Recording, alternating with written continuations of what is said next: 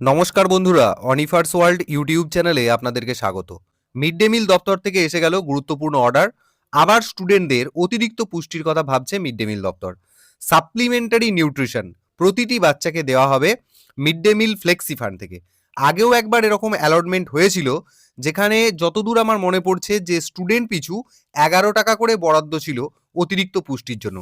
এবারে সেটা পার স্টুডেন্ট 8 টাকা করে বরাদ্দ হলো। টোটাল 12 দিন দিতে হবে এই এক্সট্রা নিউট্রিশন ফুড আইটেম হিসাবে একটা গোটা ডিম অথবা সিজনাল ফ্রুট খাওয়ানো যাবে। তো ফান্ডও অ্যালটমেন্ট হয়ে গেছে। জেলা স্তরে মিড ডে মিল পারপাসে যে আনস্পেন্ড ব্যালেন্স থাকে সেটা দিয়েই এই ব্যবস্থা করা হয়েছে। এই অতিরিক্ত পুষ্টির ব্যাপারটা 31শে মার্চ 2026-এর মধ্যে শেষ করতে হবে। তো তাই এর জন্য আলাদা ফান্ড বিদ্যালয়গুলি নিশ্চয়ই পাবে।